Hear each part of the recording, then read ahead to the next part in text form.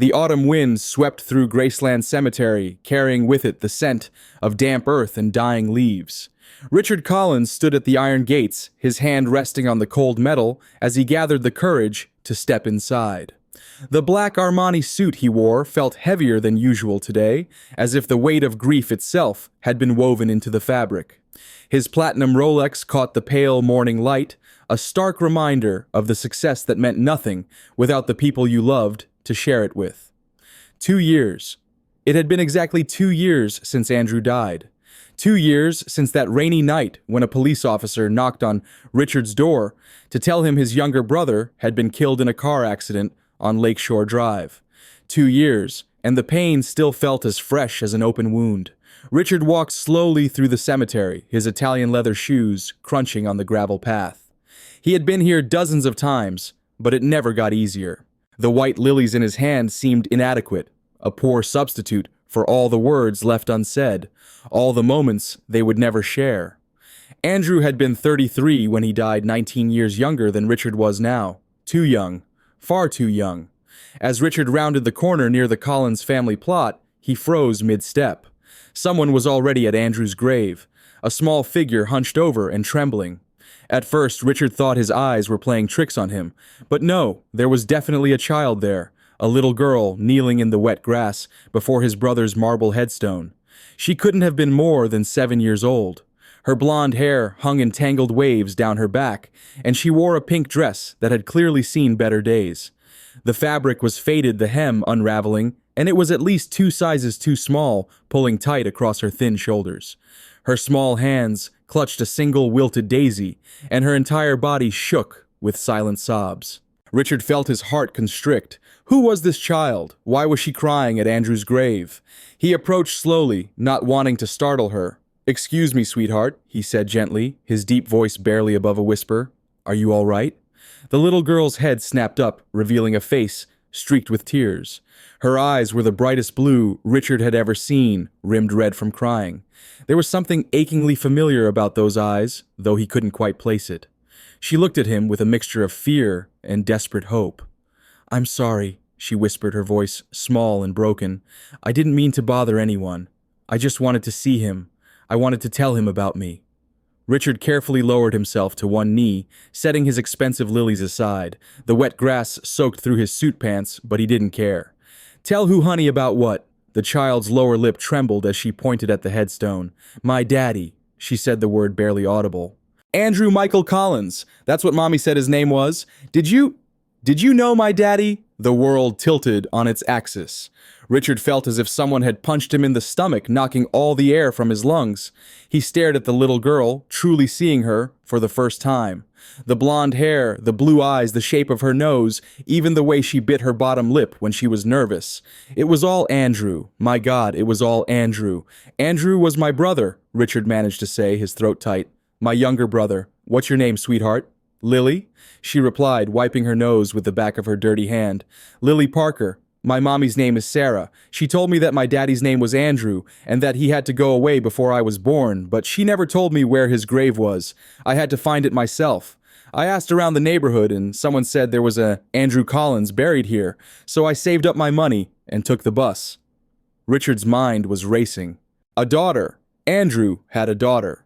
How was that possible? Why hadn't Andrew told him? Why hadn't he told anyone?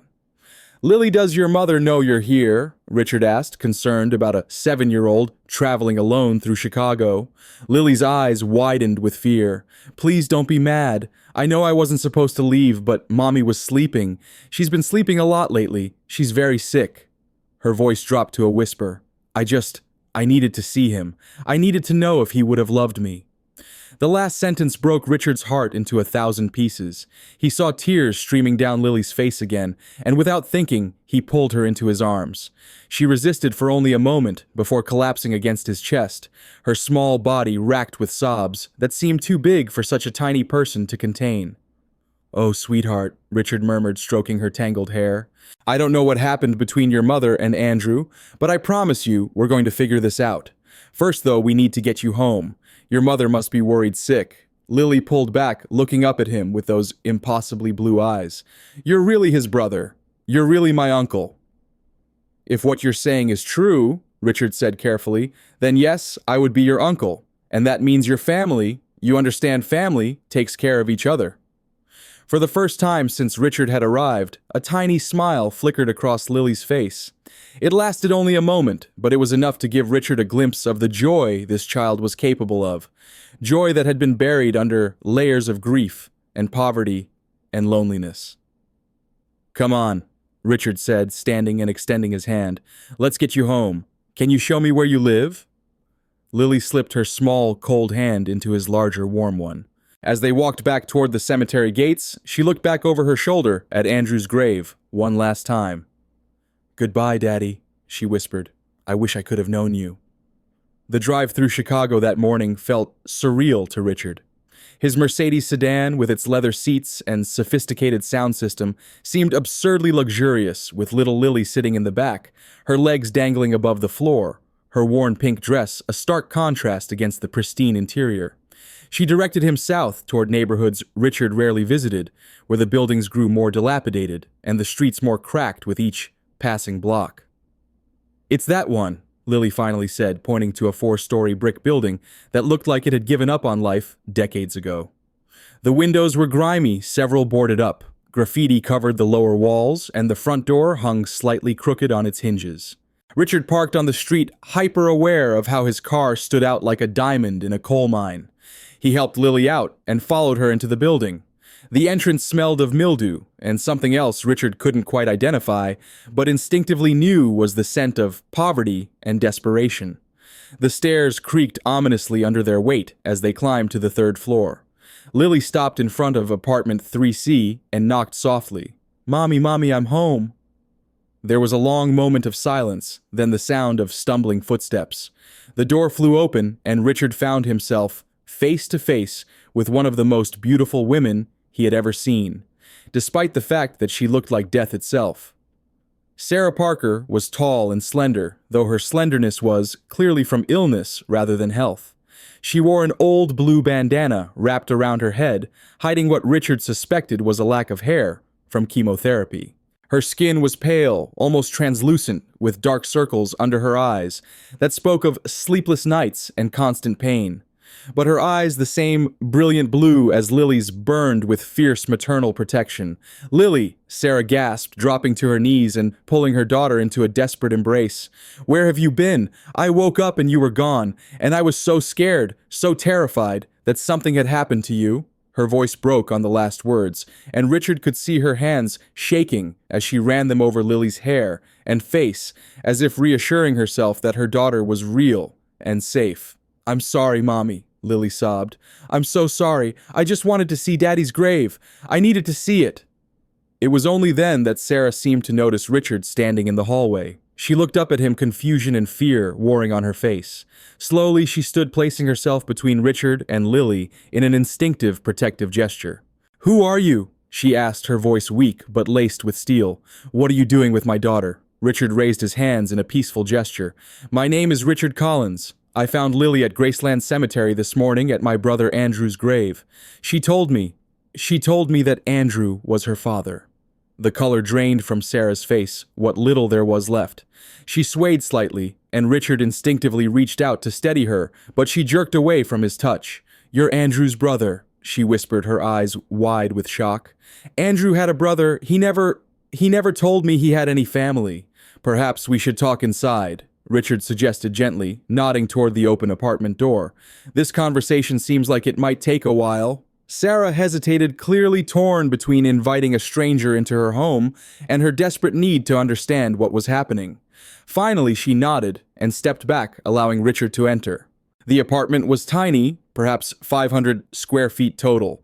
There was a small living area with a threadbare couch that looked like it had been rescued from a curb, a kitchen barely big enough for one person, and through a doorway, Richard could see a single bedroom with a mattress on the floor. Despite the poverty evident in every corner, the space was meticulously clean.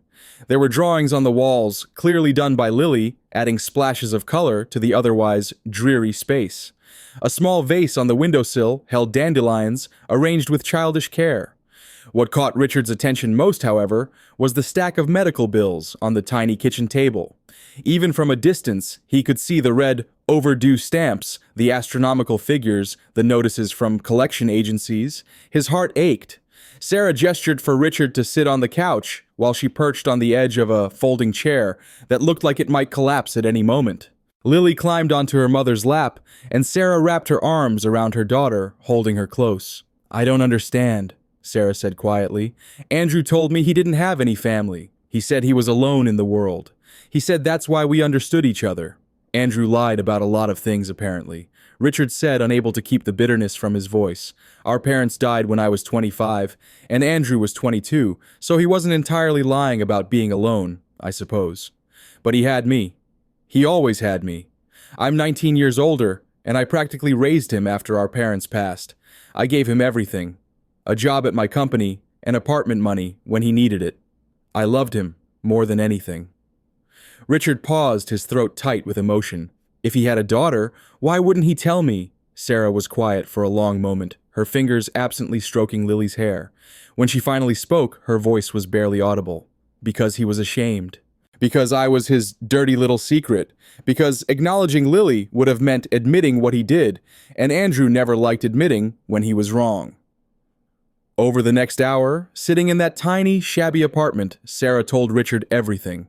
She spoke in a flat, emotionless voice, as if recounting someone else's story rather than her own painful history. She had been 23 when she met Andrew at a charity event at the Hilton Chicago in September 2016. She was working for the catering company, serving hors d'oeuvres to wealthy business people. Andrew had been there representing Collins Investments, Richard's company, though Richard hadn't attended that particular event.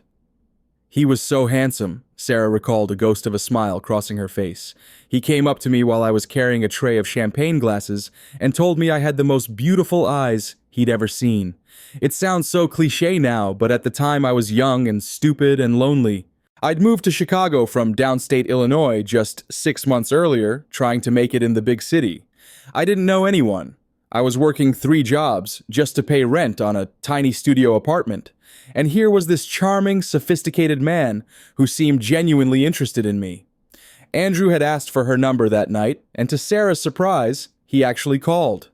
They started dating secret rendezvous at his apartment, romantic dinners at restaurants where no one would recognize him. Andrew told her he was private, that he didn't like mixing his personal and professional lives. Sarah thought it was sweet, thought it meant their relationship was special, something precious to be protected. He even used a different name, introducing himself as Andy Peterson. "I was so naive," Sarah said, shaking her head. "For 6 months, we saw each other 3 or 4 times a week. He'd text me that he missed me, send me flowers, tell me he was falling in love with me. I believed every word. I believed we had a future together." Then in March 2017, Sarah discovered she was pregnant. She was terrified, but also cautiously excited. She imagined Andrew's face when she told him, imagined him pulling her into his arms and saying everything would be okay. The reality was devastatingly different. "I called him and asked if we could meet," Sarah continued, her voice cracking slightly. "I went to his apartment, the one you probably paid for," she added, looking at Richard with no accusation, just stating a fact. "I was so nervous. I'd practiced what I was going to say 100 times. But the moment I told him I was pregnant, his entire demeanor changed. The warm, loving man I thought I knew just vanished. In his place was this cold, calculating stranger." Andrew had exploded. He paced his apartment, running his hands through his hair, cursing under his breath. Then he turned to Sarah and said words that would haunt her forever. "This can't happen. I'm married, Sarah. I have a wife. This was never supposed to be serious. You were supposed to be fun, a distraction. That's all." Sarah remembered feeling like the floor had dropped out from under her. Married how had she not known? How had she been so blind? "He offered me money," Sarah said, her voice hardening. $10,000 to take care of it, as he put it. When I said no, when I said I was keeping the baby, he got angry. He told me I was ruining his life. He said if I told anyone he was the father, he'd deny it. He said no one would believe me anyway. Some poor nobody against a wealthy businessman. Then he told me to get out and never contact him again. Sarah had left that apartment in shock. Her dreams shattered, her heart broken into pieces. She tried calling Andrew over the next few days, but he'd blocked her number. She went to his apartment, but the doorman turned her away. She even tried going to Collins Investments, but security wouldn't let her pass the lobby. I gave up after a few weeks, Sarah admitted. What was the point? He'd made it clear he wanted nothing to do with me or our baby. So I focused on surviving. I worked right up until the day I gave birth. I had Lily in October 2017, and she was perfect. So perfect. And I promised myself that I would give her a good life, even if her father didn't want her. For 7 years, Sarah kept that promise. She worked as a waitress during the day and cleaned offices at night. Every penny went to giving Lily food, clothes, a roof over their heads. It wasn't much, but it was theirs, and Sarah was proud of what she'd built for her daughter. Then a year ago, Sarah started feeling constantly exhausted. She had pain in her abdomen that wouldn't go away. At first, she ignored it, couldn't afford to miss work. But when she started losing weight rapidly and found blood in her urine, she finally went to the emergency room. Stage 3, ovarian cancer. The words had felt like a death sentence. I don't have insurance, Sarah said, gesturing to the stack of bills. The ER stabilized me, started me on emergency chemo, but the bills just keep coming. I can't work anymore. I'm too weak most days to even get out of bed. We're living on food stamps and the charity of neighbors. I don't know how much longer I can keep going, and all I can think about is what will happen to Lily when I'm gone. Tears were streaming down Sarah's face now, though she seemed unaware of them. Lily, who had been silent throughout her mother's story, wrapped her arms around Sarah's neck. "Don't cry, Mommy," Lily whispered. "You're going to get better. I know you are." Richard sat in stunned silence. He felt rage toward his brother, grief for this woman and child, and overwhelming shame that he had been so blind. How had he not known what Andrew was doing? How had he missed the signs that his brother was living a double life? "I'm so sorry," Richard finally said, his voice rough with emotion. "I'm so sorry for what Andrew did to you. There's no excuse, no justification. He was wrong. Terribly, unforgivably wrong." He leaned forward, his hands clasped between his knees. "But Sarah, if Lily is truly Andrew's daughter, then she has rights. She has a claim to his estate. When Andrew died, everything he owned went to his wife Victoria, because we didn't know about Lily. But if we can prove paternity, Lily is entitled to half of that inheritance." Sarah shook her head vehemently. "I don't want his money. I never wanted his money. I just wanted him to acknowledge his daughter, to be a father to her. But he's dead now, so what does it matter?" "It matters because Lily deserves better than this," Richard said, gesturing around the apartment. "It matters because you're sick and need proper medical care. It matters because this is about justice. Andrew made his choices, and he was a coward for making the ones he did. But Lily is innocent. She didn't ask to be born into this situation. She deserves every advantage we can give her." Richard pulled a business card from his wallet and set it on the table. "I want to help. Please let me help. The first step would be a DNA test. Since Andrew is no longer alive, we can test Lily's DNA against mine. If she's Andrew's daughter, we'll share approximately 25% of our DNA as uncle and niece. Once we have that proof, I'll hire the best lawyers in Chicago. We'll fight for what's rightfully hers." Sarah stared at the business card, her hand trembling as she picked it up. "Why would you do this?" "You don't know us. For all you know, I'm lying about everything." "Are you lying?" Richard asked simply. "No," Sarah whispered. "Every word is the truth." "Then that's all I need to know," Richard said. He stood, pulling out his wallet again and withdrawing several $100 bills. He set them on the table. "For food, for bills, whatever you need. I'll set up an account for you at Northwestern Memorial Hospital. The best oncologist in the city will see you. We'll get you the treatment you need." "I can't accept this," Sarah protested, even as her eyes fixed hungrily on the money. "It's too much. I can't pay you back." "I don't want you to pay me back," Richard said firmly. "Sarah, if Lily is my niece, then you are the mother of my niece, and that makes you family too. Family doesn't abandon each other. Andrew forgot that, but I won't. Not anymore." As Richard left the apartment that day, he felt the weight of a new responsibility settling on his shoulders. But strangely, it didn't feel like a burden. It felt like purpose. For 2 years, he'd been lost in grief, going through the motions of his successful life without any real meaning. Now suddenly, he had something to fight for, someone to protect. He didn't know yet that this was just the beginning. He didn't know that this chance encounter at a cemetery would change his life forever. That evening, Richard sat in his penthouse apartment, staring out at the Chicago skyline while turning his wallet over in his hands. He hadn't looked at the old photo inside for years, but tonight he carefully extracted it from its hiding place. Two boys smiled back at him from the faded photograph, one about 10 years old, with a serious expression despite his smile, the other a toddler with wild blonde curls and mischievous blue eyes, just like Lily's. "What were you thinking, Andrew?" Richard whispered to the empty room. "What were you so afraid of?" Richard remembered the promise he'd made to their parents on their deathbeds, that he would always take care of Andrew, always protect him. Had he failed in that promise? Had he been so focused on providing financial security that he'd missed the moral guidance his brother needed? His phone rang, interrupting his thoughts. It was Dr. Eleanor Reed, the oncologist he'd contacted earlier that day. "Mr. Collins," she said without preamble, "I've reviewed Sarah Parker's medical records. The situation is serious, but not hopeless. She needs to begin a new treatment protocol within 30 days, or the cancer will likely progress beyond our ability to treat it effectively." "Whatever it costs, whatever she needs, make it happen," Richard said firmly. "There's one more thing," Dr. Reed added. "Ms. Parker has been offered a spot in a promising clinical trial for advanced ovarian cancer, but she was initially rejected due to her inability to pay for associated costs not covered by the trial. With your financial support, I can get her reconsidered." "Do it," Richard said without hesitation. The next morning, Richard arranged for a DNA testing service to come to Sarah's apartment. The technician took cheek swabs from both Richard and Lily, explaining that the results would be available within a week. As the technician packed up his equipment, Lily approached Richard shyly. "Uncle Richard," she said, testing out the words, "can I ask you something?" "Of course, sweetheart. Anything. Do you think my daddy would have loved me if he knew me?" Richard felt his throat constrict. He knelt down to Lily's level, looking directly into those familiar blue eyes. "Lily, I knew your father his entire life. He made mistakes, serious mistakes, but at his core, he was capable of love. I believe that if he had given himself the chance to know you, he couldn't have helped but love you. You're an extraordinary little girl."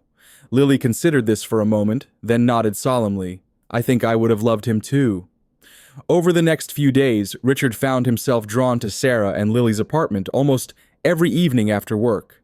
At first, he told himself it was to ensure they had everything they needed to help coordinate Sarah's medical appointments, to prepare for the legal battle ahead. But soon, he realized he was coming, because he wanted to, because the tiny apartment with its faded furniture and crayon drawings felt more like home than his luxury penthouse ever had. Sarah began treatment with Dr. Reed, an aggressive protocol that left her even more exhausted and ill than before. Richard arranged for a home health aide during the day. But in the evenings, he often found himself taking over helping Sarah to the bathroom when she was too weak to walk alone, holding her hair back when she vomited from the chemotherapy, making sure Lily had dinner and did her homework. One evening, after Lily had gone to bed, Richard sat with Sarah on the couch. She was wrapped in a blanket, shivering despite the warmth of the apartment.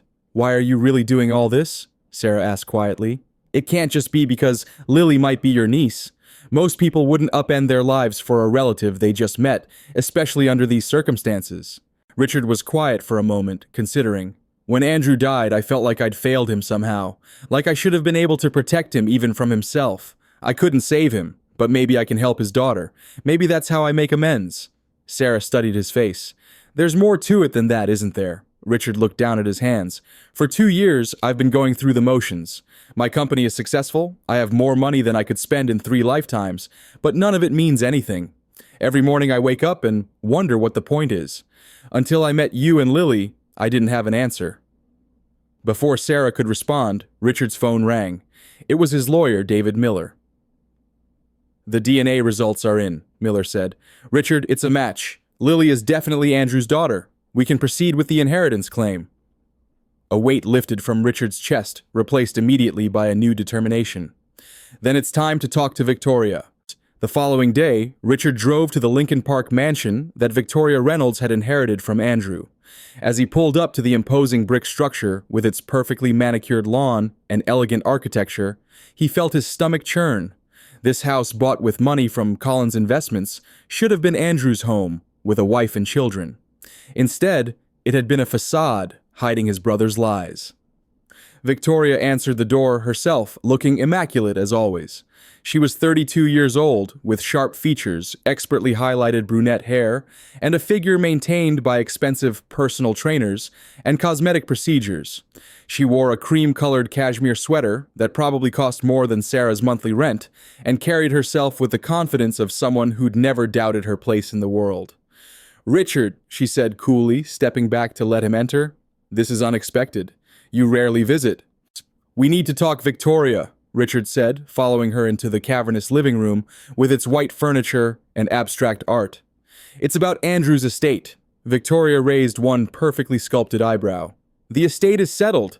I inherited everything as Andrew's widow. Surely you're not contesting that now, 2 years later." Richard took a deep breath. There was no easy way to say this. Andrew had a daughter, a 7-year-old girl named Lily. I have DNA proof that she's his biological child, which means she has a legal claim to half of Andrew's estate. For a moment, Victoria simply stared at him, her expression frozen. Then slowly, her face transformed. The cool sophistication melted away, replaced by something ugly and raw. "What did you just say?" Her voice was dangerously quiet. "Andrew had an affair in 2016. The woman got pregnant. He abandoned her. I didn't know about any of this until a few weeks ago, but now that I do, I can't ignore it. Lily is entitled to her inheritance." "A daughter?" Victoria's voice rose to a shriek. "Andrew had a daughter. He was cheating on me, that lying, cheating son of a—" She grabbed a crystal vase from the side table and hurled it across the room. It shattered against the wall, sending glass and water everywhere. Richard didn't flinch. He'd expected this reaction or something like it. "I know this is a shock." "A shock?" Victoria laughed hysterically. "A shock, Richard. I was married to that man for 6 years. 6 years of playing the perfect wife, hosting his business dinners, smiling for photos, pretending I didn't know he was bored with me. And now you're telling me he had a child he never told me about."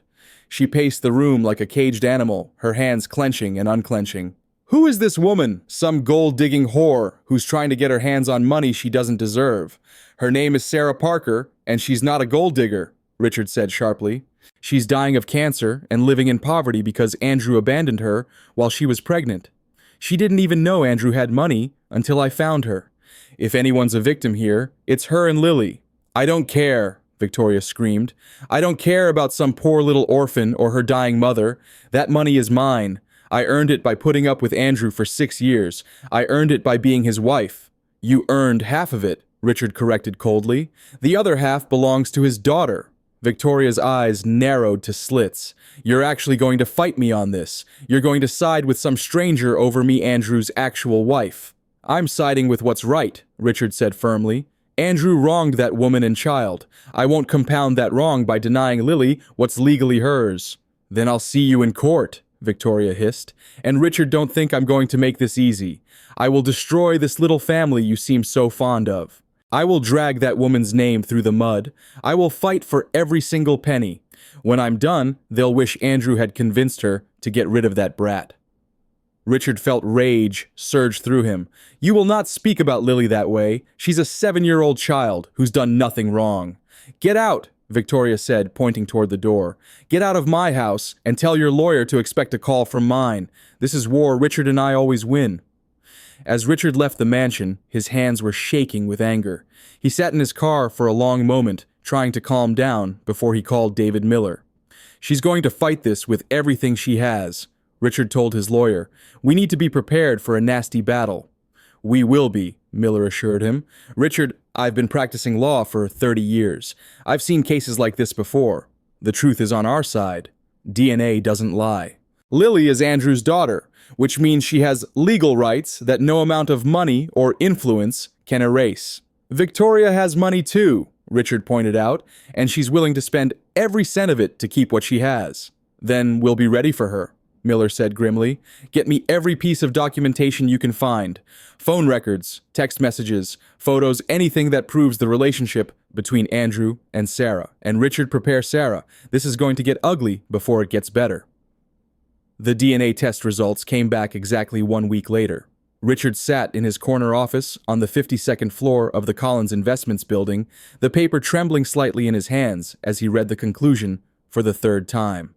Probability of relationship 99.9%. The tested individuals share genetic markers consistent with an avuncular relationship.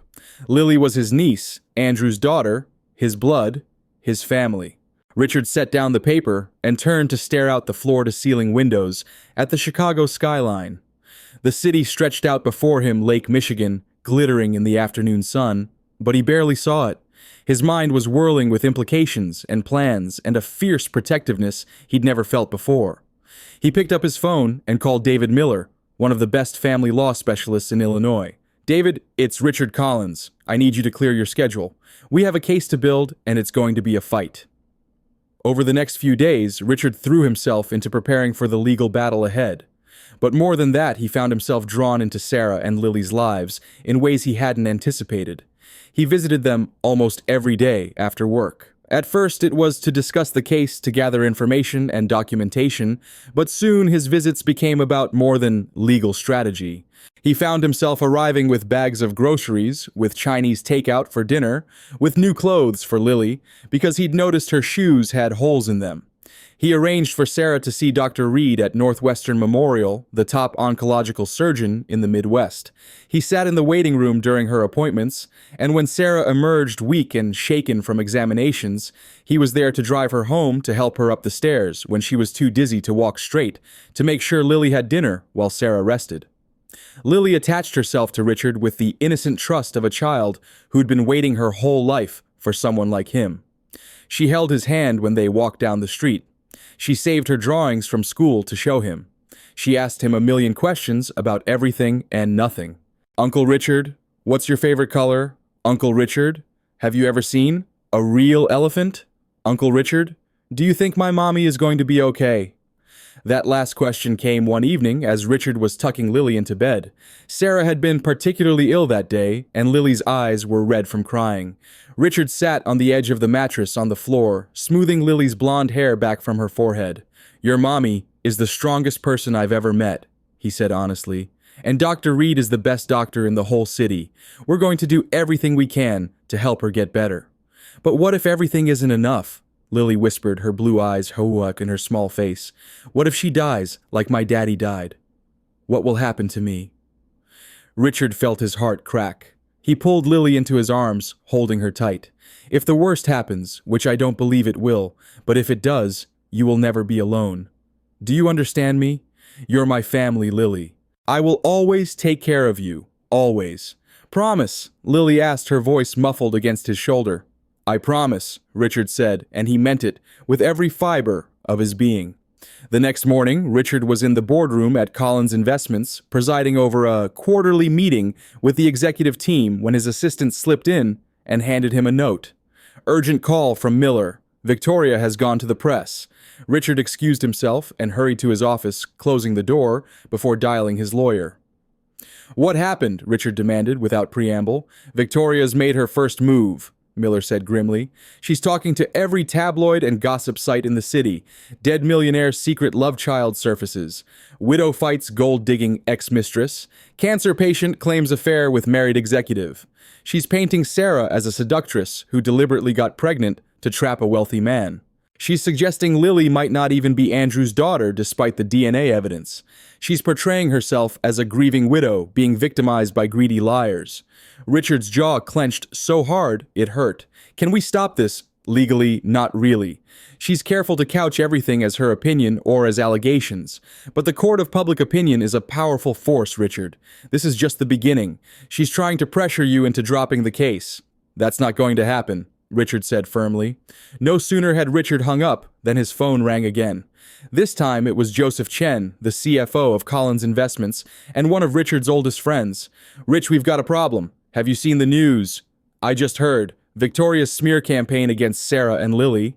It's not just them she's going after. Your name is all over these stories. CEO fights dead brother's widow to give fortune to alleged love child.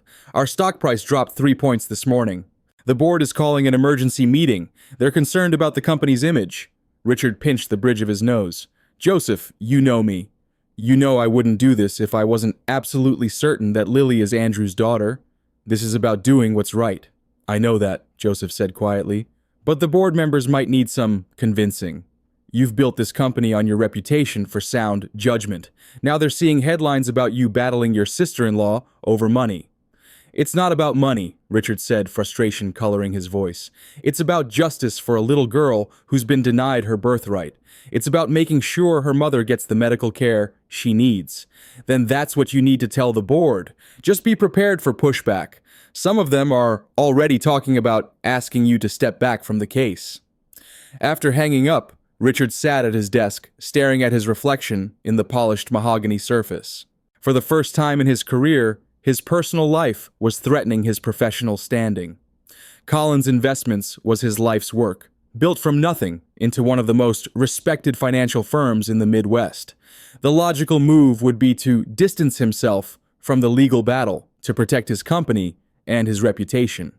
But then he thought of Lily's face when she asked if her father would have loved her. He thought of Sarah's quiet dignity in the face of crushing poverty and illness.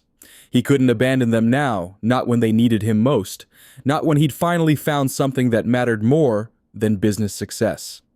His decision made Richard headed to the emergency board meeting, prepared to fight for what he believed in. Meanwhile, across town, Sarah was experiencing her own crisis. After her latest chemotherapy session, she'd stopped at a pharmacy to pick up her prescriptions. As she waited in line feeling weak and nauseous, she became aware of whispers and stares. Then a woman approached her smartphone in hand. "Excuse me, aren't you the woman who's suing the Collins family? The one who had an affair with Andrew Collins?" Sarah's blood ran cold. "I'm not suing anyone. Please leave me alone." "Is it true you were a dancer at a gentleman's club when you met him? Is that how you seduced him?" The woman thrust the phone closer, clearly recording. "That's not true," Sarah said, her voice shaking. "I don't know what you're talking about." The pharmacist called Sarah's name, but as she stepped toward the counter, her vision swam and her knees buckled. She collapsed to the floor as gasps and exclamations erupted around her. When she came to, she was in an ambulance, an oxygen mask over her face. She tried to sit up in panic. "Lily, where's my daughter?" The paramedic gently pushed her back down. "Ma'am, you need to stay still. You fainted. We're taking you to Northwestern Memorial." "My daughter," Sarah insisted, her voice weak. "She gets out of school at 3. Is there someone we can call for you?" Sarah hesitated only briefly before giving them Richard's number. Richard was still in the board meeting, defending his actions to increasingly skeptical executives, when his phone buzzed with a call from an unknown number. He normally wouldn't have answered, but something told him it was important. "Mr. Collins, this is a paramedic Torres with Chicago Fire Department. We have a Sarah Parker here who collapsed at Walgreens. She's asking for you to pick up her daughter from school." Richard's heart raced.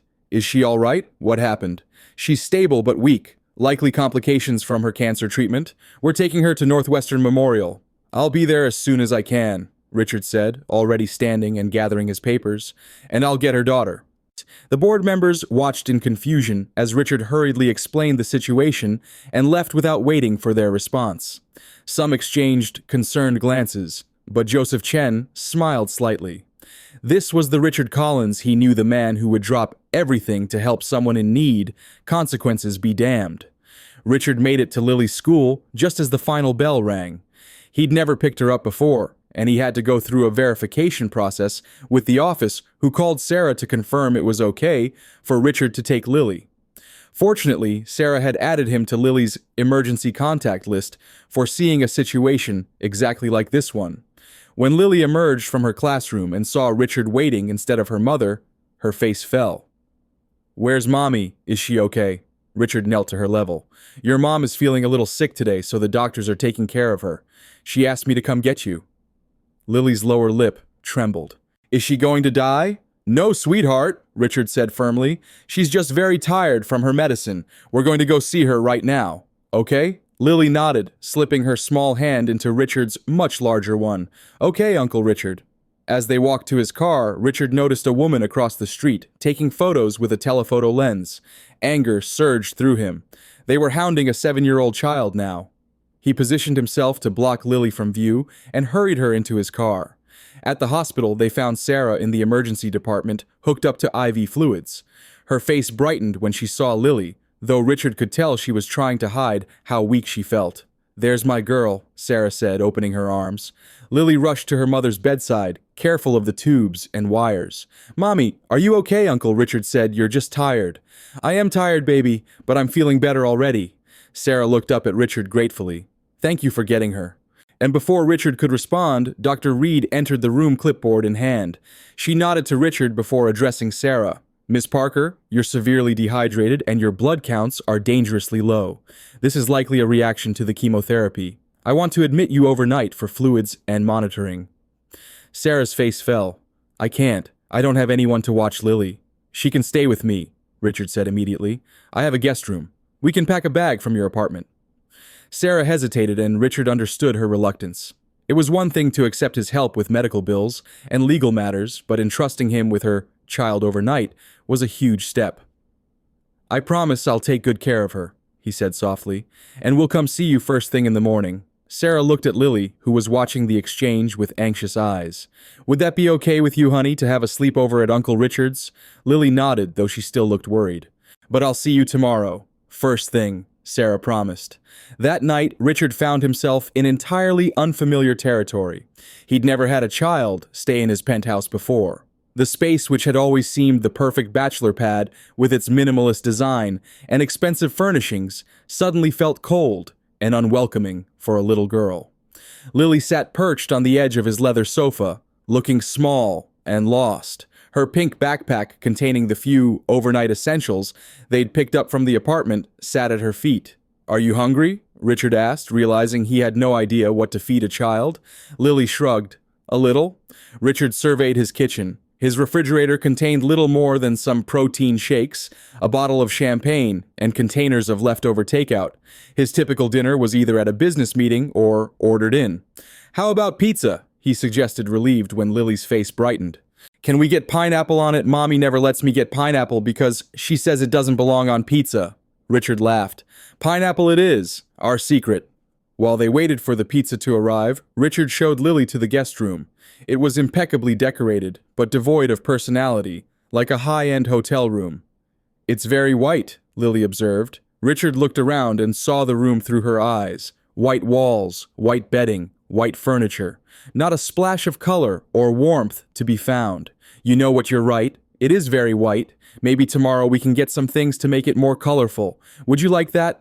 Lily nodded, warming to the idea. "Could I have fairy lights? My friend Emily has fairy lights in her room, and they're so pretty." "Absolutely. Fairy lights, colorful pillows, whatever you want." Richard had no idea where to buy fairy lights, but he'd figure it out. Later, after pizza and ice cream and a movie that Lily insisted he needed to see, Richard tucked her into the too-big guest bed. She looked tiny among the plush pillows and crisp sheets. "Uncle Richard," she said as he was about to turn out the light, "can I ask you a question?" "Of course." "Was my daddy a bad person?" The question caught Richard off guard. He sat on the edge of the bed, considering his words carefully. "No, Lily, your daddy wasn't a bad person. He made some bad choices, but that's not the same thing. Sometimes good people do things that hurt others, not because they want to cause pain, but because they're scared or confused, or they don't know how to do the right thing." Lily's brow furrowed as she processed this. Did he love me at all? Even a little bit? Richard's throat tightened. How could he answer that? The truth was, he didn't know if Andrew had ever felt anything for the child he'd denied. But looking at Lily's hopeful face, he couldn't bear to crush that hope. "I think," he said slowly, "that your daddy never gave himself the chance to know you, and that was his loss because you're an amazing little girl. Anyone who knows you can't help but love you." Lily seemed satisfied with this answer. She yawned, her eyelids growing heavy. "Uncle Richard, can I call you just Richard? Because you're not really like an uncle. You're more like I don't know, but I like just Richard better." Richard smiled, touched by her candor. "You can call me whatever you like, Lily." "Good night, just Richard," she murmured as she drifted off to sleep. "Good night, Lily," he whispered gently, brushing her hair back from her forehead in a gesture that was becoming familiar. The next morning, Richard woke to the sound of his phone ringing. It was David Miller. "Richard, we've got a problem. Victoria's lawyer, Theodore Blackwell, just filed a motion to dismiss Lily's claim. He's arguing that the statute of limitations for contesting Andrew's will has passed." Richard sat up, instantly alert. That's ridiculous. We didn't even know about Lily until a few weeks ago. How could we have filed within the statute of limitations? It's a legal tactic designed to delay and frustrate us. But that's not all. Blackwell has also filed a petition questioning your fitness to represent Lily's interests. He's suggesting you have a personal relationship with Sarah that constitutes a conflict of interest. Richard's mind raced. That's absurd. I'm Lily's uncle. Who better to represent her interests? Victoria's team is implying that you're romantically involved with Sarah and that your judgment is compromised. They've submitted photos of you at Sarah's apartment at the hospital, picking Lily up from school. They're painting it as a story of a CEO being manipulated by a beautiful young woman. Richard's jaw clenched. She's literally fighting for her life, David. I'm trying to help her and her daughter, my niece. There's nothing inappropriate about it. I know that, but this is how Victoria's playing it. And the tabloids are eating it up. CEO falls for dead brother's mistress. It's ugly, Richard, and it's going to get uglier. After hanging up, Richard checked the news on his tablet and felt sick. There were indeed photos him holding Sarah's arm as they left the hospital, him carrying Lily on his shoulders in the park, him bringing groceries to Sarah's apartment. All innocent moments twisted to seem sordid and calculating. And worse, there were photos from yesterday Sarah collapsed in the pharmacy, being loaded into an ambulance, Richard picking up Lily from school, the three of them at the hospital. The headlines were sensational: cancer-stricken mom uncollapses as Collins' family legal battle intensifies. CEO takes custody of alleged niece as mother hospitalized. A text from Joseph appeared on his phone. Board wants to meet again today. ASAP. This is getting out of hand. Richard closed his eyes briefly, gathering his composure.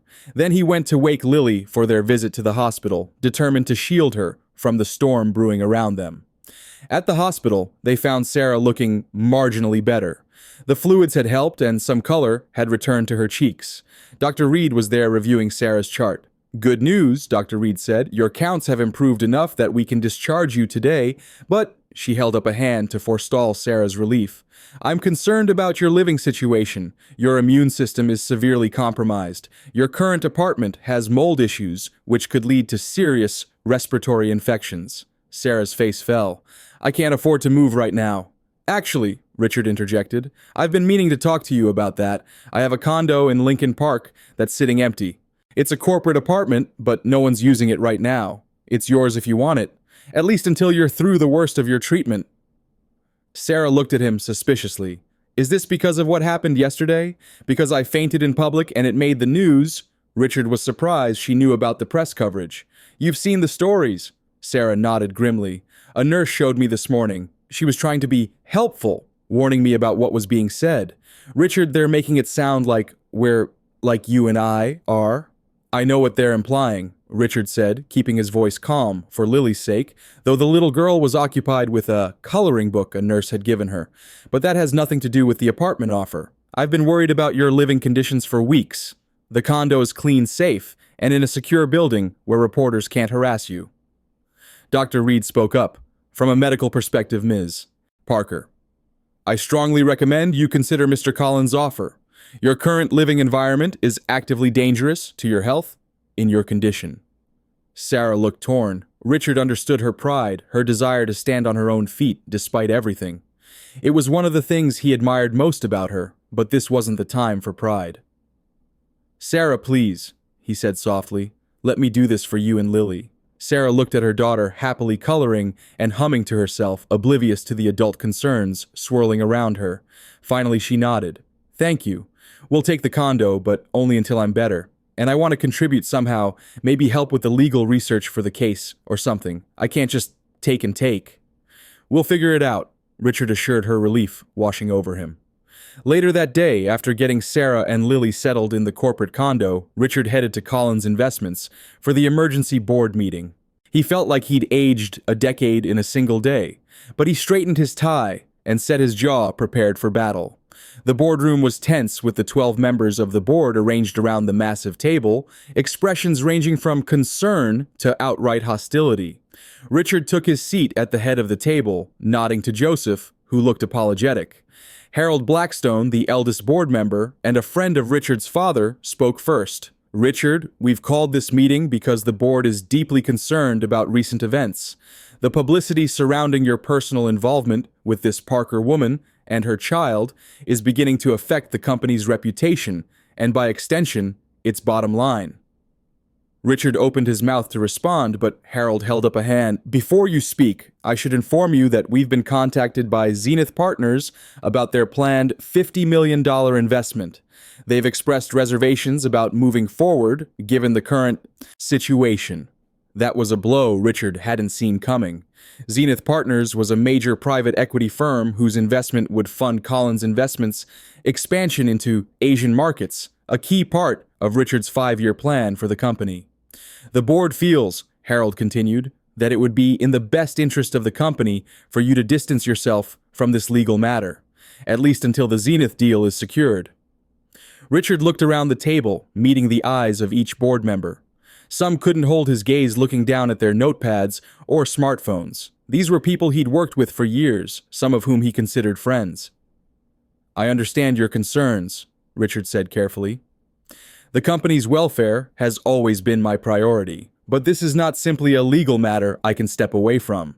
Lily Collins is my niece. Sarah Parker is her mother and is battling stage 3 cancer. They need my support, and I cannot and will not abandon them because it's inconvenient for business. No one is suggesting you abandon them, Harold said, his tone softening slightly. Merely that you take a less public role. Let your lawyers handle the case. Provide financial support if you must, but do it discreetly. Richard shook his head. And what message would that send to Lily? That her uncle is ashamed of her, that he'll help her as long as no one knows about it. That's exactly what her father did, and I refuse to repeat his mistakes. The board members exchanged glances. Richard could see he wasn't making headway. Perhaps a compromise, Joseph suggested. Richard takes a temporary leave of absence as CEO while the case is being resolved. I can step in as interim CEO. That way, Collins Investments can assure Zenith Partners that the company's leadership is focused solely on business matters, while Richard can continue to support his family without conflicting priorities. Richard stared at his oldest friend, feeling betrayed. You want me to step down? Joseph met his gaze steadily. I want you to be able to fight for what matters without sacrificing the company you've built. This isn't forever rich, just until the legal battle is over. The discussion continued for hours, growing increasingly heated. Some board members sided with Richard, arguing that his personal integrity was one of the company's greatest assets. Others insisted that his first duty was to the shareholders who were beginning to express concerns. In the end, Richard realized he had only 2 choices: fight the board and potentially damage the company he'd built from nothing, or accept the compromise and focus his energy on helping Sarah and Lily. All right, he finally said the words, feeling like gravel in his throat. I'll take a leave of absence. Joseph will serve as interim CEO, effective immediately. But make no mistake, I'm not walking away from my niece or her mother. If that costs me my position permanently, so be it. With that, Richard stood and walked out of the boardroom, leaving behind the stunned silence of the board members who had never seen the unflappable Richard Collins make such a dramatic exit. As he rode the elevator down to the lobby, Richard's phone buzzed with a text from Sarah. Someone from the Chicago Tribune just called asking for comment about your relationship with me and the corporate scandal. What's going on? Richard sighed heavily. Victoria's tactics were getting more aggressive. He called Sarah immediately. Don't talk to any reporters, he said when she answered. Victoria is escalating her smear campaign. Richard, this is getting out of control. They're calling me a gold digger and a homewrecker. They're implying I'm using my cancer for sympathy. They're saying terrible things about Lily, and now they're dragging your company into it. I never wanted any of this. I know, Richard said, stepping out of the elevator and nodding to the security guard as he headed for the exit. But we can't back down now. If we do, Victoria wins, and Lily loses what's rightfully hers. Is it worth it? Sarah asked, her voice small. All this pain and public humiliation for money. It's not about the money, Sarah. It's about justice. It's about Andrew acknowledging Lily, even if it's posthumously. It's about your daughter knowing she has rights, that she matters, that she can't just be erased because it's convenient for someone else. There was a long silence on the other end of the line. Sarah, I just got an email, she said, her voice shaking, from Victoria's lawyer. He's offering a settlement. $200,000 if we drop the case and sign a non-disclosure agreement. Richard nearly laughed. $200,000 Andrew's estate is worth over $20 million. Lily's entitled to half of that. I know it's not fair, but maybe we should consider it. We could move somewhere quiet away from all this attention. I could get treatment, and Lily could go to a good school. We could have a normal life.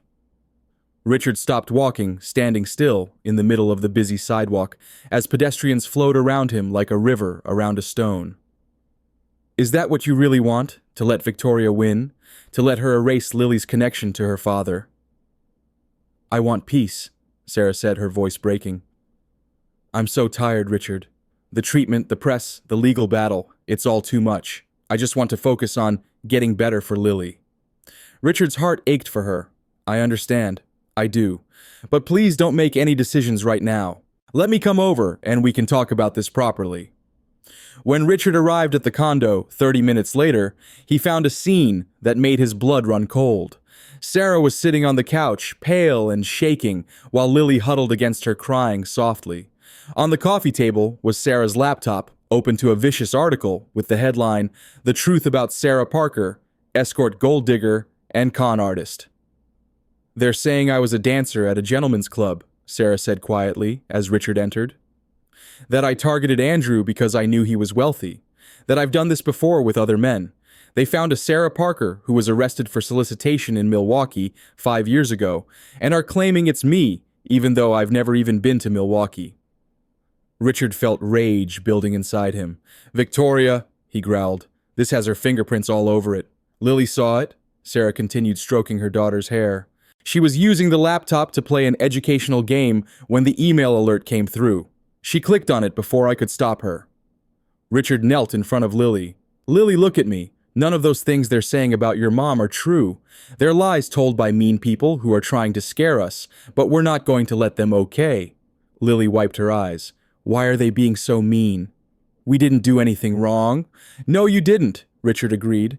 And that's why we have to stand up to them. If we let them scare us away, they win. And I don't like to lose, do you? Lily shook her head, a hint of defiance appearing through her tears. Neither do I, Richard said, giving her a conspiratorial smile. So here's what we're going to do. We're going to fight back, and we're going to win. For you, for your mom, and for what's right. Deal. Lily nodded solemnly. Deal. Richard stood and turned to Sarah. No settlements, no compromise. We see this through to the end. Sarah looked uncertain. Richard, you've already sacrificed so much. Your reputation, your position at the company. I can't let you keep putting everything on the line for us. That's not your decision to make, Richard said gently. I believe in this fight. I believe in you and Lily, and I'm not walking away no matter how hard Victoria pushes. Just then, Richard's phone rang. It was David Miller. Richard, are you sitting down? Because I've just found something that changes everything. What is it? Richard asked, his heart racing. Jennifer Williams, Andrew's former executive assistant, just contacted me. She says she has emails from Andrew where he acknowledges Lily as his daughter. Emails he deleted, but that she saved because she thought what he was doing was wrong. And that's not all. She says Victoria knew about Sarah and the pregnancy, that she confronted Andrew about it and used it to negotiate a better prenuptial agreement. Richard's mind spun with the implications. This wasn't just evidence for their case, it was ammunition against Victoria's public campaign of lies. How solid is this? Richard asked. If the emails are authenticated, they're game changers. Jennifer is willing to testify. She says she's been following the news and can't stand to see what Victoria is doing to Sarah and Lily. As Richard hung up, he turned to Sarah with the first genuine smile he'd worn in days. We've just found our silver bullet. The Cook County Courthouse was an imposing structure of granite and marble, a temple to justice that had seen countless lives changed within its walls. On a cold Monday morning in late November, it would see one more. Richard, Sarah, and Lily arrived early, flanked by David Miller and his legal team. Sarah had insisted on coming despite her illness, despite the fact that she'd had a chemotherapy session just 2 days before. She wore a simple navy dress that hung loosely on her thin frame, and a wig that Richard had bought her natural-looking blonde hair that gave her back some semblance of normalcy. She was pale and shaky, but her head was held high. Lily wore a new dress, light blue with white flowers, and held tightly to both Richard's hand and her mother's. At 7 years old, she didn't fully understand the proceedings, but she understood that this day was important, that it would change their lives one way or another. The courtroom was packed. Media filled the back rows, their cameras ready, despite the no photography rule. Curious onlookers who'd followed the case in the papers came to see the drama unfold. And there, on the opposite side of the aisle, sat Victoria Reynolds with her army of lawyers. Richard looked at his former sister-in-law and barely recognized her. Victoria had always been cold, but now she radiated pure hatred. Her eyes, when they met his across the courtroom, were like ice chips, hard and cutting. She wore black, as if in mourning a calculated move to remind everyone that she was the widow, the legitimate spouse, the real victim in this scenario. "All rise for the Honorable Judge Martha Wilson," the bailiff announced, and the courtroom surged to its feet. Judge Wilson was a woman in her mid-60s, with silver hair, sharp eyes, and a reputation for fairness that bordered on legendary. Richard felt a flutter of hope. If anyone would see through Victoria's manipulations and recognize the truth, it would be Wilson. The trial began with opening statements. Theodore Blackwell. Victoria's attorney was smooth and persuasive. He painted a picture of a devoted wife who had loved her husband only to have her grief compounded by fraudulent claims from a woman who'd had a brief affair with Andrew years ago. "Your Honor," Blackwell said, his voice resonant and confident. "The defense does not dispute that Mr. Collins had a regrettable indiscretion with Ms. Parker. Men make mistakes.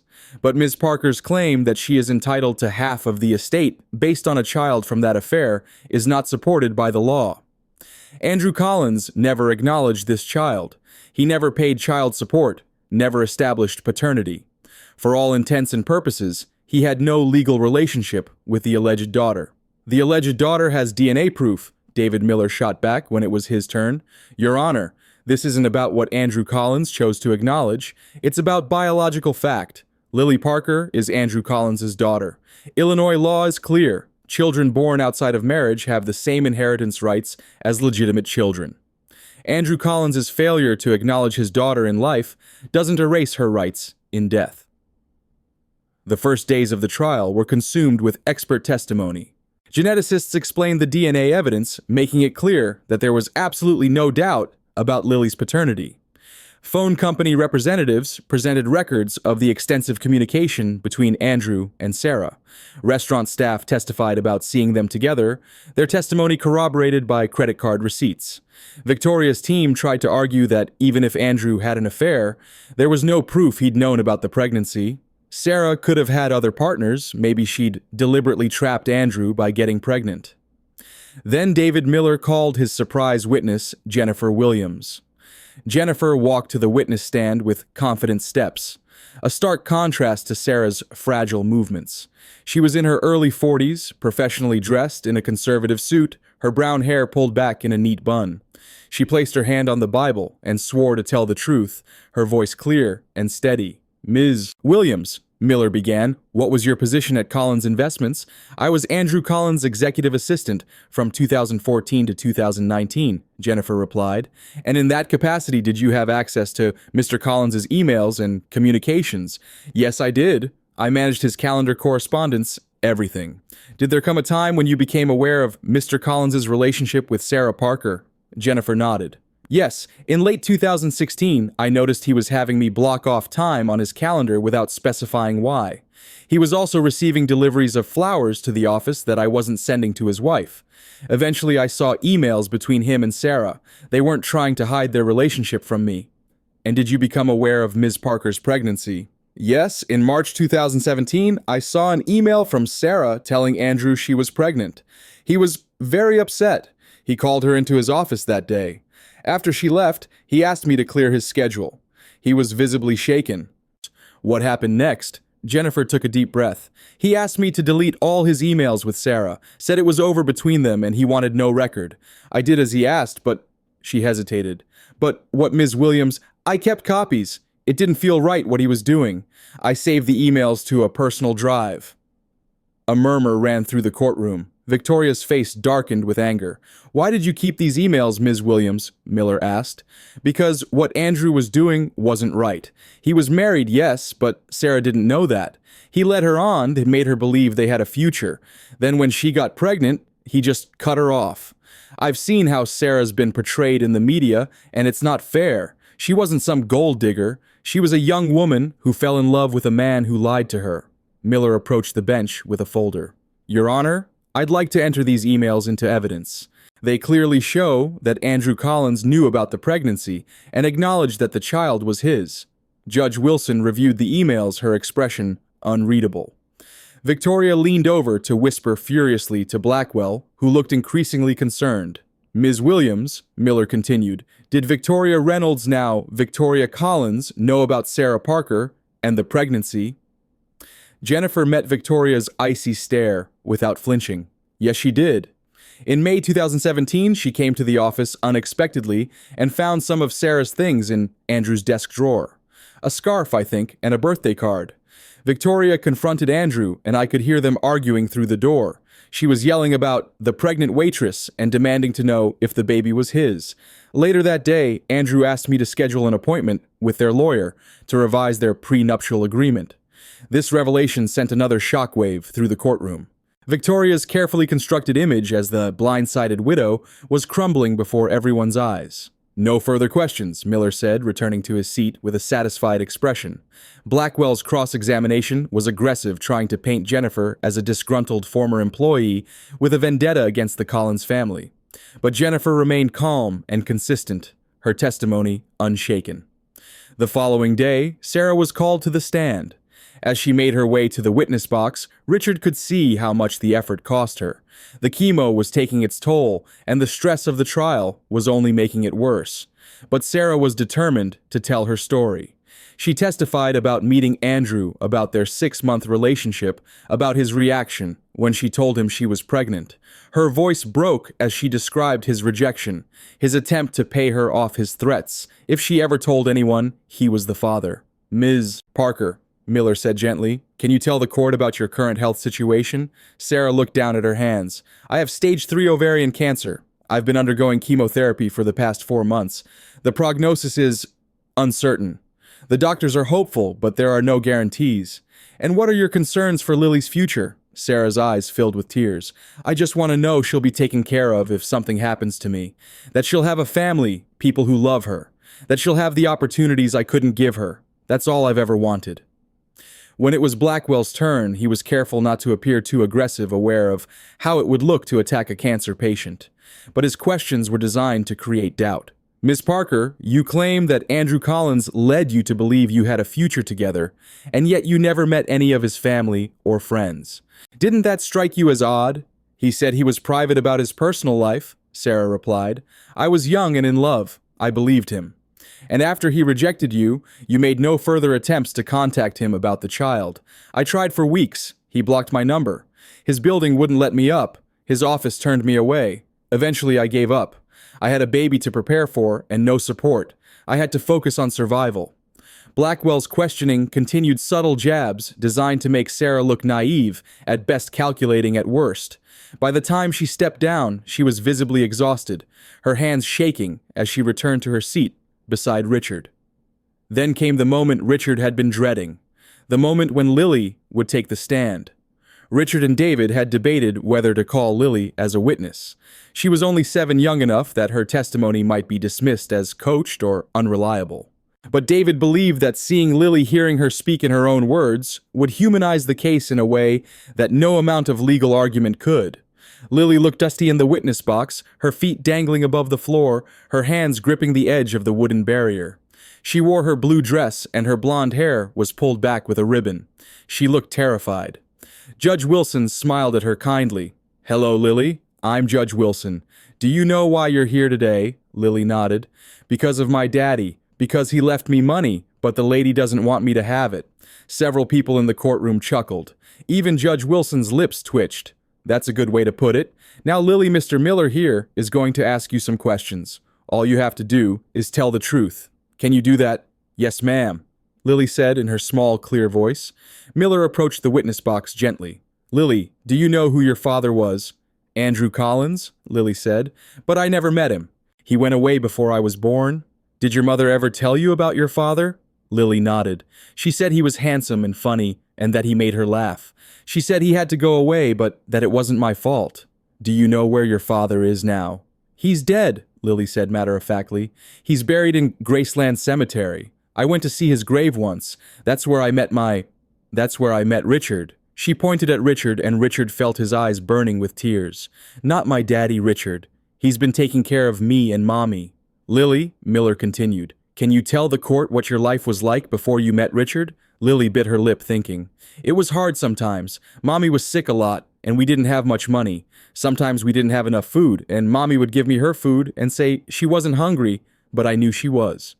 Our apartment was cold in the winter because we couldn't always pay for heat. And kids at my old school made fun of my clothes because they had holes in them. Her testimony was devastating in its simplicity. She wasn't trying to manipulate anyone or paint herself as a victim. She was just telling the truth about her life, and that truth was more powerful than any legal argument. Do you wish you had known your father? Miller asked. Yes. Lily whispered, tears beginning to slide down her cheeks. I used to see other kids with their daddies, and I wished I had one too. I used to pretend that he was away on a trip, and he'd come home soon and bring me presents and tell me he loved me. But Mommy said he couldn't come back. She never said why, but I think it's because he didn't want me. Objection, Blackwell said, standing. The witness is speculating. Overruled, Judge Wilson said quietly, her eyes never leaving Lily's face. Continue, Mr. Miller. Lily, what would you do with your father's money if the court says you can have it? Lily wiped her eyes with the back of her hand. I'd help my mommy get better. I'd make sure she has medicine and doctors and doesn't have to be sick anymore. And maybe we could live in a place that's warm and doesn't smell funny. And maybe I could go to a school where kids don't make fun of me. She paused, then added, but mostly I just want Mommy to be okay. She's been sad and sick for so long. I want her to smile again. There wasn't a dry eye in the courtroom. Even Judge Wilson had to remove her glasses and wipe her eyes. Richard looked over at Victoria and was shocked to see her face twisted with rage rather than any kind of sympathy. Blackwell declined to cross-examine Lily, a smart move given the mood in the room. Any aggressive questioning of a 7-year-old would have turned the entire courtroom against Victoria. The final witness was Richard himself. He testified about finding Lily at the cemetery, about investigating her claims about the DNA test, and everything that had followed. He spoke about getting to know Sarah and Lily, about seeing firsthand the poverty and suffering that Andrew's abandonment had caused. Mr. Collins, Miller said, you're a wealthy man in your own right. You could have simply helped Sarah and Lily financially without pursuing this legal case. Why go through all this? Richard looked directly at Judge Wilson.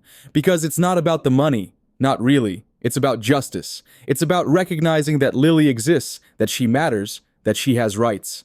My brother made a terrible mistake when he abandoned Sarah and refused to acknowledge his daughter. I can't change what Andrew did, but I can try to make it right now. Lily deserves her inheritance, not because she needs it financially, but because she deserves to be recognized as Andrew's daughter. She deserves to know that her father's legacy includes her. And your relationship with Ms. Parker? Miller asked. How would you characterize that? I care deeply about her, Richard said simply.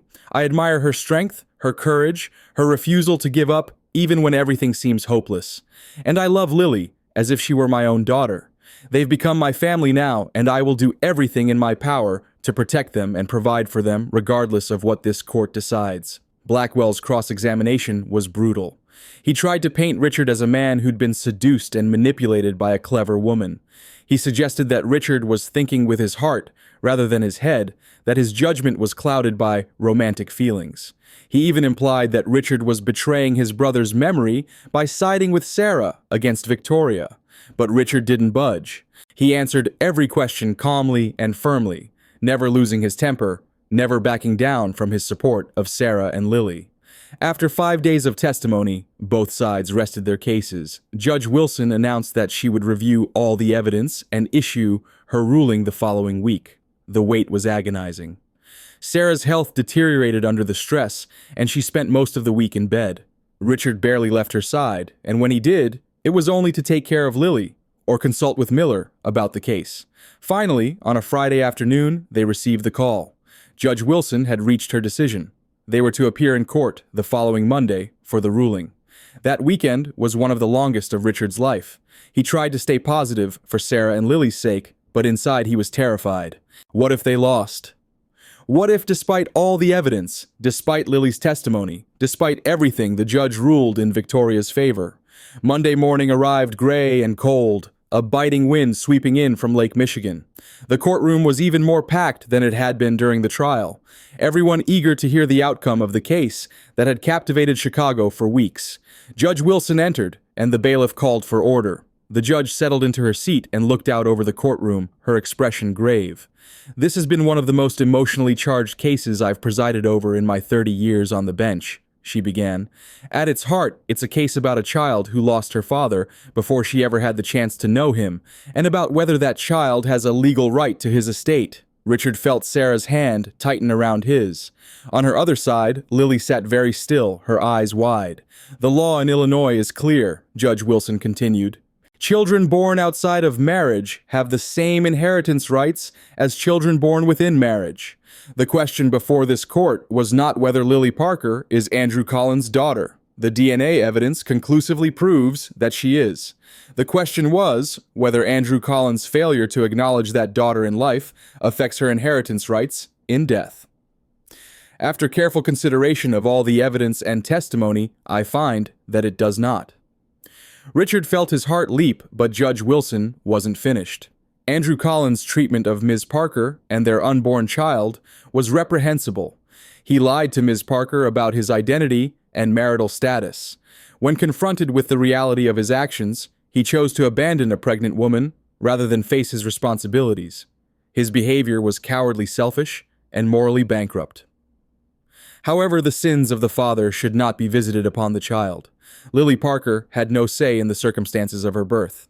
She is an innocent party in all of this. Judge Wilson's gaze moved to Victoria, who sat rigid in her seat. Mrs. Reynolds, I understand that this ruling will significantly impact your financial situation, and for that, you have my sympathy. However, your husband's infidelity and the resulting child are not Lily Parker's fault. She has a legal right to her father's estate, and this court will not deny her that right simply because her existence is inconvenient or uncomfortable for others. Judge Wilson picked up her gavel. It is the ruling of this court that Lily Parker is the biological daughter of Andrew Collins and is entitled to 50% of his estate, including all assets, properties, and financial accounts that were in his name at the time of his death. The remaining 50% will remain with Mrs. Victoria Reynolds as the surviving spouse. Furthermore, I am ordering that Lily's inheritance be placed in a trust managed by Richard Collins until Lily reaches the age of 18, or until Ms. Parker recovers sufficiently to manage it herself. This trust will be used for Lily's care, education, and general welfare, as well as for Ms. Parker's medical expenses. The gavel came down with a sharp crack that seemed to echo through the courtroom. Case closed. For a moment, there was absolute silence. Then the courtroom erupted. Sarah burst into tears, burying her face in Richard's shoulder.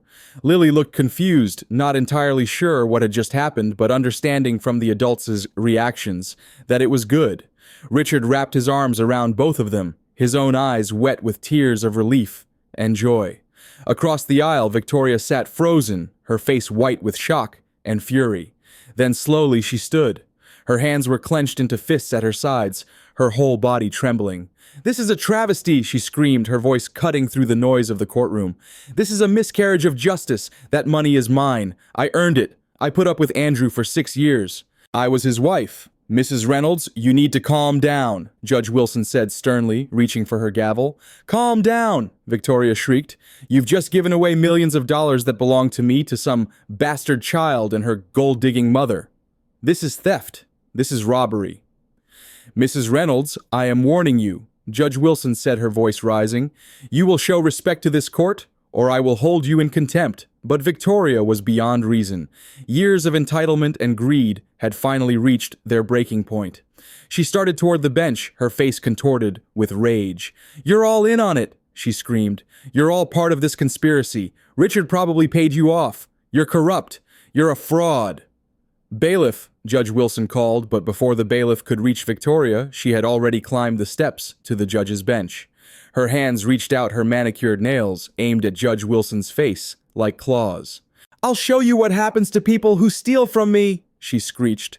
The bailiff and court security tackled Victoria before she could make contact with the judge, wrestling her to the ground as she kicked and screamed.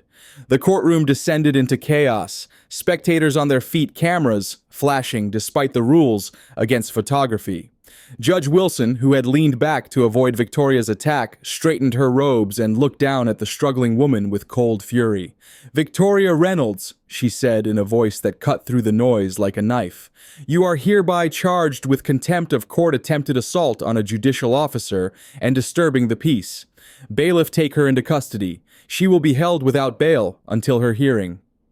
"You can't do this," Victoria screamed as she was dragged toward the door.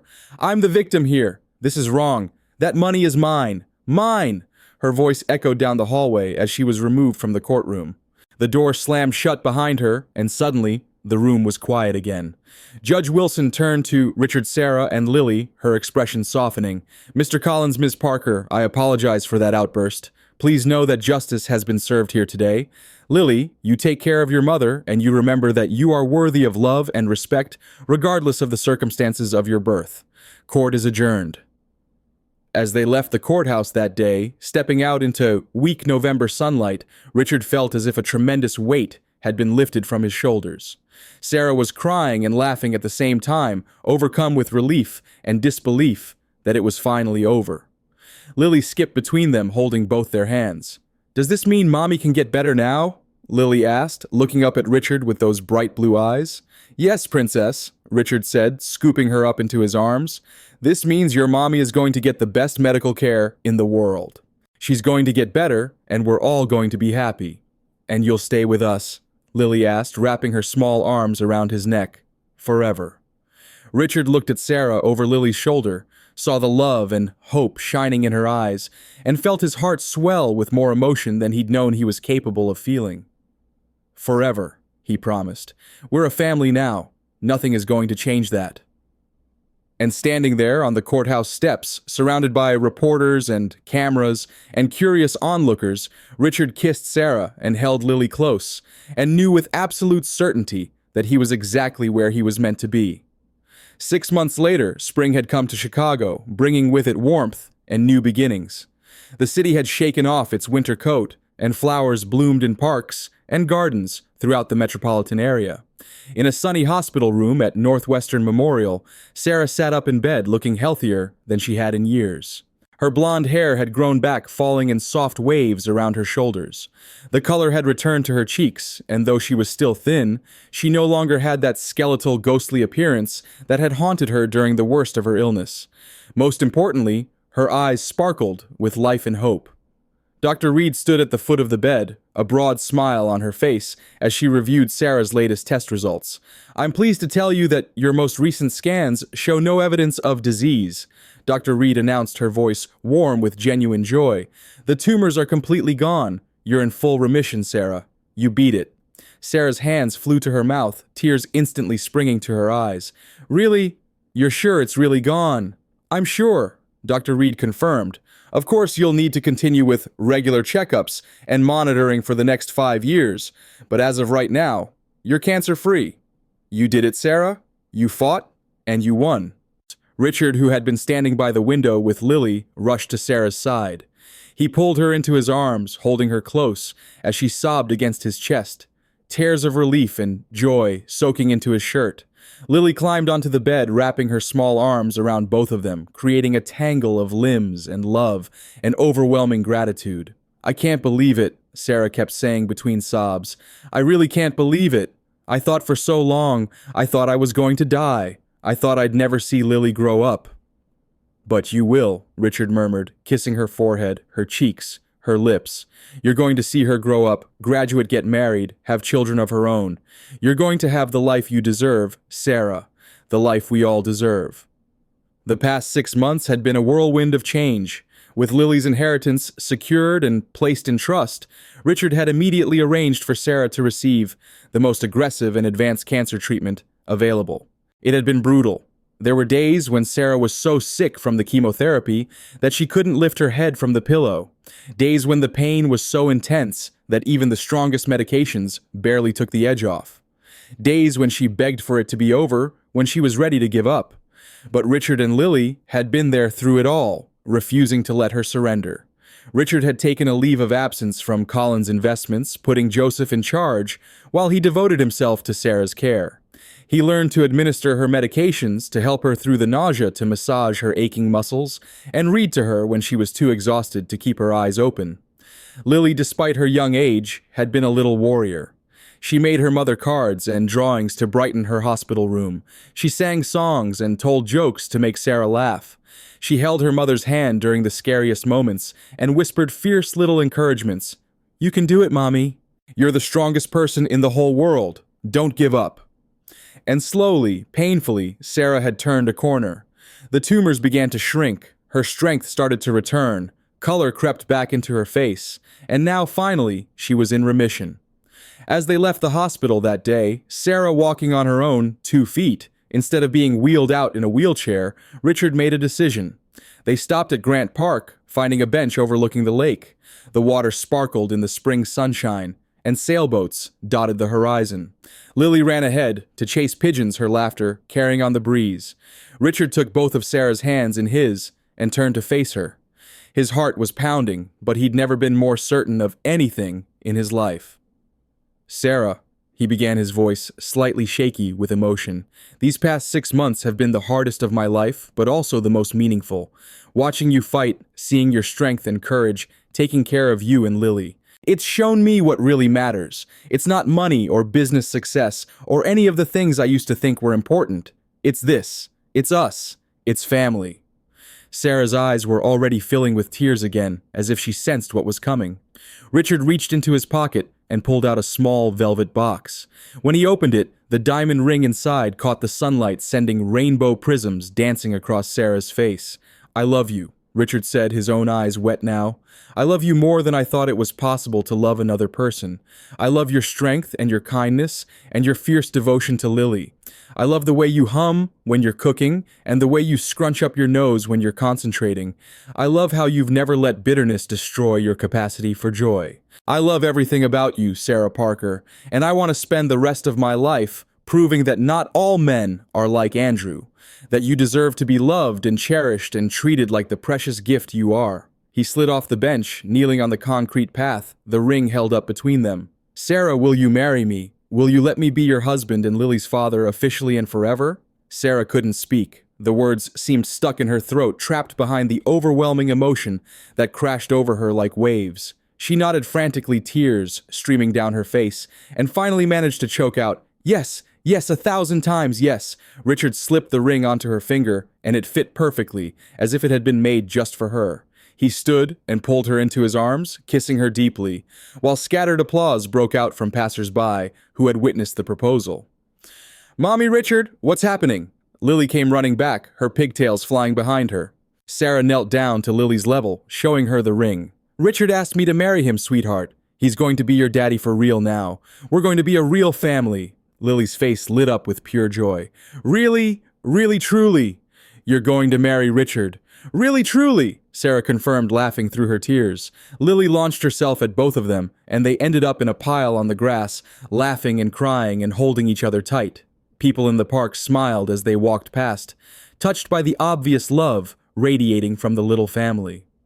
3 months later, Richard stood at the altar of a small chapel, watching as Sarah walked down the aisle toward him. She was radiant in a simple white dress, her blonde hair adorned with wildflowers, her face glowing with health and happiness. Beside him stood Lily, serving as both flower girl and junior bridesmaid, her face a picture of pride and excitement. As Sarah reached him and took his hands, Richard felt a sense of completion he'd never experienced before. This woman and this child had changed his life in ways he never could have imagined when he walked into Graceland Cemetery that autumn day a year ago. What had begun as a chance encounter had become the most important journey of his life, a journey that taught him about courage, about forgiveness, about what it truly meant to be a family, a journey that had given him something his money and success never could, a sense of purpose, of belonging, of love. As he looked into Sarah's eyes and prepared to say his vows, Richard knew that this was just the beginning of their story, that the best chapters were yet to be written, and he couldn't wait to see what the future held for them together as a family.